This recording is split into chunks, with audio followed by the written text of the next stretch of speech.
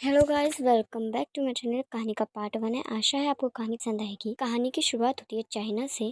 China में वैसे तो काफ़ी सारे रिचेस्ट पर्सन है, पर टॉप 5 रिचेस्ट पर्सन में जिनका नाम आता है वो है लैंस। लैंस का ऐसा कोई बिजनेस नहीं है जिन्होंने ना खोला। Road, school, colleges, gyms, food factories, cloth, cinema hall, malls, ये काफ़ी सारे काम हैं जो लैंस करते हैं। लैंस के 2 बेटे हैं, जुड़वा बेटे, पर जिनका नेचर आपस में काफ़ी ज़्यादा अलग है। ऐसा कह लो कि ज़मीन आसमान का फ़र्क है। जहाँ उनका बड़ा बेटा लैंस है, जो लैंड कॉर्पोरेशन का करंट सीईओ है और अपनी फैमिली के लिए काफ़ी काइंड हार्टेड स्वीट पर्सन है। वो काफ़ी ज़्यादा इंटेलिजेंट सीईओ जो काफ़ी ज़्यादा अच्छे से अपनी कंपनी को हैंडल कर रहा है। उसने काफ़ी कम एज में कंपनी को ज्वाइन किया था, फिर भी वे काफ़ी ज़्यादा अच्छा है अपनी कंपनी को लेकर। वे ड्रिंक नहीं करता, बार्स नहीं चाहता, उसे शोर शराबा नहीं पसंद, वो स्पाइसी फूड नहीं खाता, वो कम बात करता है। नॉलेज और सेंसिबल चीज़ें होती हैं। का सबसे ज़्यादा लाडला है, अपनी हर बात मानता है, जो उसकी मॉम कहती है उससे बिना सवाल किए। जहाँ दूसरी तरफ ईबो है, जो अपने भाई के नेचर से काफ़ी ज़्यादा अपोजिट है। पब्स जाना, ड्रिंक्स करना, घूमना फिरना, बाइक रेसिंग करना, ड्राइविंग करना, रोज़ रात को लेट घर पे आना, पूरा दिन सोना, अपनी मर्जी का करना, किसी की नहीं सुनना, और लड़कियों को तो ऐसे बदलना जैसे कि वो कपड़े बदल रहा हो। वो हमेशा से वन नाइट स्टैंड के लिए मशहूर था। वो एक दिन से ज़्यादा किसी के साथ नहीं रहता। तक ऐसा कोई हुआ ही नहीं जो ईबो को उसके मुंह पे मना। आज तक जिसे रिजेक्ट किया है, ईबो ने किया है। उसने अपनी पढ़ाई को आधा ही छोड़ दिया और आगे कॉलेज कंटिन्यू नहीं किया। जहाँ लैंजन ने अपनी पढ़ाई लंदन से कंप्लीट किया और हायर एजुकेशन से पास। लैंजन अपने भाई ईबो को सबसे ज़्यादा प्यार करता है और उसे समझता भी काफ़ी ज़्यादा है। इसलिए जब भी उसकी मॉम उस पर करने लगती है, लैंजन ईबो को बचा लेता है। सीन की स्टार्टिंग होती है लैंस जो अपने सेक्रेटरी के मुंह पे फाइल फेंक कर कहती है, तो अब मैं क्या करूँ इडियट? हाँ बोलो, मैंने किस लिए टीम रखी है, किस लिए अपनी कंपनी में 200 लोग हायर किए हैं मैंने इस प्रोजेक्ट के लिए? हाँ, इतना पैसा मैं तुम लोगों पे लगा रही हूँ, पागल समझा है मुझे? इतना पैसे लगाने के बाद भी अगर तुम में से मुझे एक भी नहीं दे पा रहा, कोई फायदा नहीं। तुम्हें कंपनी करूँ, तुम सबको फायर कर दो। हाँ, और तुम्हें तो सबसे पहले करती ऐसा करती, एक नोटिस देती हूँ, नहीं जॉब चाहते हो ये कर दूँ। तब मिसेस लैंड का सेक्रेटरी कहता, समझिए पूरी कोशिश कर रहे हैं। मिसेस लैंड कहती, कोशिश? जी कोशिश नहीं, मुझे रिजल्ट चाहिए। हमारी कोशिश का मैं क्या कर गई? हाँ, यू नो व्हाट, तुम्हें पता है अपना स्टेटस मेंटेन करना कैसा होता है? नहीं, कि तुम्हारे पास ये नहीं है, क्या करे? सेकंड क्लास यही होता है जब अमीरी पहली पहली बार देखे। हैसियत तो यही रहती है। अपनी जिस गाड़ी में तुम घूम रहे हो ना, मैंने दी तुम्हें। मैंने बूट जो तुमने पहन रखा है, तनख्वाह देती हूँ तुमने से पहन। रोज कितने का लॉस हो रहा है तुम्हें अंदाजा है? रोज रोज कितने करोड़ का लॉस हो रहा है मुझे, उंगलियों पे भी नहीं गिन पा रही हूँ। इतना पैसा खो रही हूँ मैं रोज। कुछ कुछ भी सुझाव दो, कुछ भी तरीका निकालो, मुझे इसमें प्रॉफिट चाहिए। मुझे वो जमीन चाहिए, किसी भी कीमत पे मुझे वो जमीन चाहिए, मुझे बस वो जमीन चाहिए। तब मिसेस लैंड का सेक्रेटरी कहता है, मेरे पास को तरीका है। तब मिसेस लैंड बोलती है, ओह तो किसका वेट कर रहे थे? मुहूर्त का निकलवाऊं? अरे बुलवा लेती हूँ, कल परसों तक बता दो। तब सेक्रेटरी कहता है, नहीं मैम, मुझे लगा ये बताना ठीक होगा कि नहीं, इसलिए मैं थोड़ा नर्वस था। लैंड कहती है, जल्दी बोलो, टाइम वेस्ट मत करना, मेरा टाइम नहीं है वेस्ट करने के लिए। तब सेक्रेटरी कहता है, जी मैम। और ये कह के सेक्रेटरी अपनी बात को बताना शुरू करता है। जैसे सेक्रेटरी की बात खत्म होती है, मिसेस लैंड के चेहरे पे स्माइल आ जाती है। वो अपने बालों को ठीक करते हुए कहती है, ये प्लान पहले क्यों नहीं बताया इडियट? ये गाली सुनने की आदत हो गई है तुम्हें, बेवकूफ इंसान कहीं के। प्लान तो बहुत ज्यादा, इसका वेट क्यों? वर्क करना चाहिए, बाकी मैं हैंडल करूंगी, है ना? फिर वर्क करना शुरू करो, मैं बाकी सब हैंडल करती हूँ। चलो निकलो फाइल लेकर। ये कह के मिसेस अपने कैबिन से निकल जाती हैं और बाहर आने लगती हैं। तब वे लैंजन को देखती कहती हैं, तुम यहाँ अब तक ऑफिस नहीं गए? ये तो तुम्हारा ऑफिस जाने का टाइम है। तब लैंजन कहता है, मॉम आज मीटिंग नहीं थी, मैंने सोचा कि आराम से जाता हूँ, ग्रैंडमा से एक बार मिल जाता हूँ, उनकी तबीयत भी ठीक नहीं है। तो मिसेस लैंड कहती हैं, बेशक मिल जाओ, वैसे भी तुम 2 महीने से घर नहीं है, ऑफिस के बाद अब घर चले जाते हो। तब लैंजन कहता है, मॉम मेरा घर नहीं है, मैं बस इसलिए उसमें रुक जाता हूँ क्योंकि वो ऑफिस के पास है। घर तो मेरा यही है, इसमें मेरी मॉम है, ग्रैंडमा है, मेरा भाई। मिसेस लिन कहती है, हाँ वो तुम्हारा भाई जो अब तक उठा नहीं है, सूरज निकल गया है पर वो नहीं उठने की सुनता है वो, खासकर जब मैं कुछ बोल दूँ तो वो तो बिल्कुल नहीं सुनता। उसे अपनी दुश्मन लगती हूँ मैं, अपनी दुश्मन। पता नहीं ऐसा क्या देख लिया उसने मुझे करते हुए जो मैं उसकी नज़र में इतनी खटक गई। तब लैंसन कहता है, मॉम बच्चा है वो, जानती है ना, वो शरीर से बड़ा हुआ है, दिमाग से नहीं। धीरे धीरे चीजें समझने लग जाएगा वो। और आपको भी, ये भी कि आपकी दादा अच्छी हैं और हमारा परवाह करती हैं, थोड़ा वक्त दीजिए उसे। और वैसे भी मैं हूं ना उसका ख्याल रखने के लिए, आप चिंता मत, सारी मेहनत मैं करूंगा। और ईवो को उसकी ज़िंदगी जीने दीजिए जैसा वो जीना चाहता है। मैं नहीं चाहता कि उसे कुछ भी ऐसा लगे कि उसने वो चीज़ नहीं की। वैसे भी के जाने के बाद आपने ये घर किस तरह संभाला है मैंने देखा है। के बाद मेरा भी जल्दी से जल्दी कंपनी ज्वाइन कर लेना भी ज़रूरी था। मैंने भी अपना बचपन ठीक से नहीं जिया, ईवो तो जी ले। कि हम दोनों में ज़्यादा फ़र्क 3 मिनट का ही फ़र्क है। चाहता हूँ कि वो सब करे कर सका। बस उसमें मैं खुद को देखता हूँ। तब मिसेस लैन कहती है, "ना बाबा ना, कभी नहीं हाँ, ऐसा मत बन जाना तुम। वैसे भी वो संभाले ही नहीं संभलता।" ये कह के मिसेस लैन स्माइल करने लगती हैं। तब अचानक से मिसेस लैन कहती हैं, "वैसे मुझे एक बात करनी थी, अगर टाइम हो तो?" लैन कहता है, "जी मॉम, बोलिए ना।" तब मिसेस लैन कहती है, "बैठ के बात करें।" ये कहने के बाद दोनों आमने-सामने बैठ जाते हैं। मिसेस लैन अपनी बात को कंटिन्यू करते हुए कहती है, "देखो लंदन, तुम्हें लगेगा मैं सडनली ये बात कर रही हूँ और अचानक क्यों, किस लिए और मुझसे क्यों नहीं पूछा?" तब लैंजन कहता है, "मॉम, आज तक मैंने आपसे पूछा है?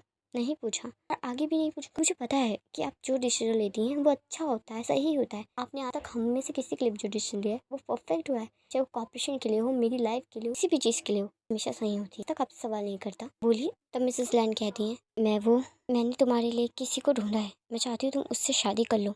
तब लैंजन कहता है, "मॉम, इतनी सी बात और इसके लिए आप इतनी ज़्यादा नर्वस हो रही थी?" तब मिसेस लैन कहती है, "पूरी बात तो सुन लो।" लैंजन कहता है, "हाँ बोलिए।" तब मिसेस लैन कहती है, "वो एक नहीं है।" लैंजन कहता है, "ओके तो मिसेस लैन कहती है, "तो लड़का है?" तब लैंजन कहता है, "अच्छा फाइन।" ये कह के लैंजन अपनी कॉफ़ी उठा के एक सिप लेता है। तब मिसेस लैन कहती है, "मैंने कहा वो एक लड़का है।" तब लैंजन कहता है, "मॉम, मैंने सुना, मेरे कान खा।" तब मिसेस लैन कहती है, "तुम्हें इससे कोई प्रॉब्लम नहीं है?"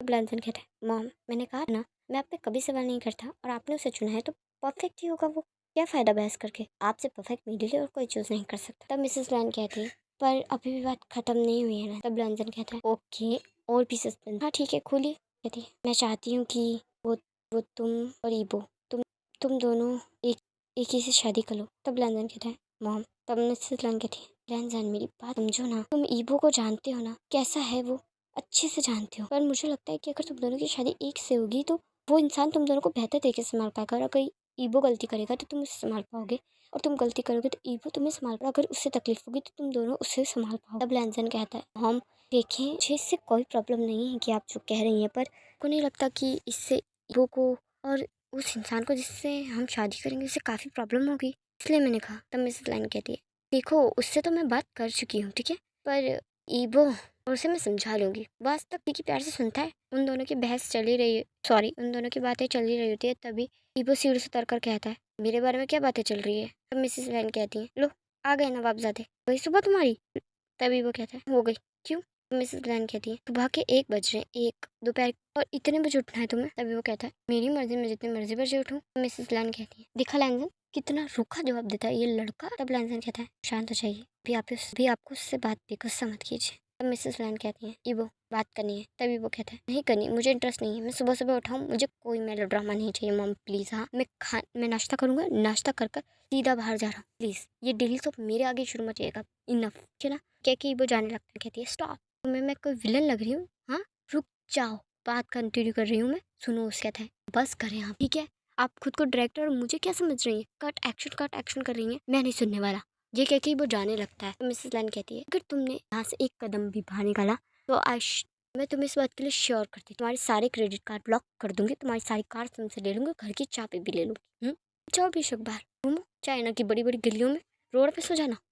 तभी वो कहता है, "आप मुझे ब्लैकमेल कर रही हैं?" तो मिसेस लैन कहती हैं, "प्यार से सुनते हो तुम? इतनी देर से कह रही हूँ सुनने को, पर नहीं, इसलिए अब यही तरीका बचा। अब भी सुनना चाहते हो या नहीं?" तभी वो कहता है, "फाइन, बोलिए बोलिए बोलिए।" मिसेस लैन वही बात जो लैंजन को बताई होती है वही बात कंटिन्यू करती है। मिसेस लैन की बात खत्म होते ही ईबो कहता है, "रियली? हाँ मॉम, सीरियसली? आपको क्या लग रहा है कोई ड्रामा चल रहा है? हायर सीजन 2 चला रही हैं आप यहाँ? ये बताइए, बॉयज और फ्लावर्स चला रही हैं आप यहाँ? नहीं, लव ट्रायंगल शुरू करने वाली हैं आप यहाँ? बिल्कुल नहीं, ठीक है ना? और रही बात शादी की, वो तो मैं करूँगा ही नहीं, वो भी एक लड़के से, सपने में भी नहीं। लड़कियों को मेरी मर्जी जिससे होगी मैं उससे शादी करूँगी, तो बिल्कुल नहीं करूँगा। एक कम उम्र, मेरी उम्र शादी की उम्र नहीं है। और आप भाई सुन रहे हैं, क्या सुन रहे हैं आप? चल रही है जो आप गौर से सुन रहे हैं, कुछ नहीं कहना। मॉम ये बकवास सुन भी नहीं, लाइक वाह, मैं तो ड्रामा खेल रही हूँ, ड्रामा। आपको क्या लगता है? बोलिए। बकवास था ये सब, मैं एग्री नहीं हूँ बिल्कुल भी। क्या है कि वो अपने कमरे में चलाता है, अपना लॉक कर लेता है। तब मिसेस लैन कहती है, देखा देखा तुमने क्या बात करता है, किसी की सुनता है ये कि नहीं, खासकर अगर मैं कुछ कह दूँ तो मैं बात कर लूंगा ईबो से। आप ज़्यादा चिंता ना करें और चिन्हा ले, आपका बीपी हाई हो जाता है, फिर तबीयत खराब हो जाएगी। बिल्कुल रिलैक्स हो जाइए। वो थोड़ा गुस्सा करेगा, हाँ, 2-3 सामान भी फेंकेगा, तो बात मान अच्छे से बताऊँ मैं उसे, वो दिल का बुरा नहीं, गुस्सा ज़्यादा करता है ना। आखिर आप पे क्या है? तब मिसेस लैन कहती है, क्या कहा तुमने? वो मुझ पे क्या? यहाँ से सीन शिफ्ट होता है और लैंजन को दिखाया जाता है जो ईबो से बात कर रहा होता है। तब ईबो कहता है, सीरियस है? नहीं, आप इस चीज़ के लिए सीरियस है? मजाक लग रहा है आपको? चलिए, आपको हम दोनों की ज़िंदगी तो मजाक लग रही है, इंसान की ज़िंदगी भी मजाक लग रही है। आपको क्या कोई फेरी टेल लग रहा है, नॉवल या कोई ड्रामा? ये मजाक है क्या? हम जो कहेंगे आप उस बात के लिए कर जाते हैं। भाई गलत तो देखना चाहिए आपको भाई। तब लैंजन कहता है, माँ हमारे लिए चुनती है, हमारी माँ है, वो हमारे लिए क्यों चुनेंगी? समझो ना, हो सकता है इसमें हमारा ही फायदा हो। तभी वो कहता है, सीरियसली मजाक लग रहा है? डेफिनेटली श्योर, माँ हमें चेस की तरह इस्तेमाल के प्यार है, नथिंग एल्स। लैंजन कहता है, वो बस करो, हाँ वो हमारी इस तरह बात नहीं कर सकते। तो वो कहता है, इनफ आप कीजिए, इनफ खूब तो बंदी हुई है माँ के नाम की, बस मैं और बकवास में चाह रहा हूँ इस घर से, पहले मेरा सब फट जाए। ये कह के ईवो वहाँ से लैंजन कहने लगती है, ये लड़का क्यों किसी की नहीं सुनता। यहाँ से सीन शिफ्ट होता है, ईवो को दिखाया जाता है जो जेनचन के साथ खड़ा होता है, खड़ा होता है। सीरियसली देख रहे हो ये सब चल रहा है मेरे घर में? जेनचन कहता है, हाँ मुझे तो लग रहा है कि कोई ड्रामा देख रहा हो। और क्या सस्पेंस खुला है, वाह वाह, दो हीरो की शादी एक हीरोइन से, अमेजिंग कॉन्सेप्ट है। और फाट टीआरपी है। तभी वो कहता है, बहुत पिटेगा तू जेनचन, मजाक चल रहा है तुझे, मेरी लाइफ हम रेल का सर्कस हुई पड़ी और तू मजाक कर रहा है, हंस क्या रहा है? हाँ जेनचन कहता है, हंसू ना तो और क्या करूँ? पक्का ये कोई सीरियल का कॉन्सेप्ट लग रहा है मुझे, रियल लाइफ से तो ताल्लुक ही नहीं है। नहीं मतलब कहीं सुना देखा ही नहीं है। तो वो कहता है, मैं जानता हूँ मेरी माँ के दिमाग में चल रहा है। पक्का जेनचन, मेरी माँ को मैं अच्छे से जानता हूँ, बहुत ज्यादा अच्छे से, इतने अच्छे से जितने अच्छे से भाई भी नहीं। मेरी माँ बिना प्रॉफिट के अपना बुखार किसी को ना दे। दो बेटे दे रही हैं, इसमें डेफिनेटली उनका कोई फिट है, और छोटा मोटा प्रॉफिट, अरबों का प्रॉफिट है। Definitely sure, 100% sure. आपसे माँ ने धमकी दी ना, तब मैं समझ गया था। मैं माँ कुछ भी कर लो, आज तक मुझ पर लाई भी नहीं, डायरेक्ट धमकी दे रही है। तो कुछ ना कुछ तो ऐसा है जो बहुत बड़ा है, जो हमें नहीं पता चलना चाहिए। ऐसा क्या है जो इतना बड़ा है और हमें नहीं पता चलना चाहिए? वो अब मुझे क्या करना है। ये कह के जेनसन फोन उठाता है और नियोसन को मिला देता है। तब जेनसन कहता है, सच में नियोसन को ये काम दे रहा है? तब ईबो कहता है, हाँ कि ये वो कर सकता है, और मैं डेफिनेटली श्योर हूँ कि वो कुछ काम ढंग से करे ना करे, पर ये तो वो पक्का का। मैं तो पता करके रहूंगा कि ऐसा क्या है जो माम से छुपाने की कोशिश कर रही है। गाइस मेरी कहानी पे बने रहने की, अगर पीछे से बैकग्राउंड नॉइस आ रही है तो उसे इग्नोर कीजिएगा। पता नहीं किसने डेक चला रखा है, वैसे भी जब भी मैं रिकॉर्डिंग करूँगी ना तो पक्का कुछ ना कुछ तो चल ही रहा होगा। और ये कहानी कैसी लगी आपको बता दीजिएगा, कमेंट भी कीजिएगा, सब्सक्राइब भी कीजिएगा, लाइक भी कीजिएगा।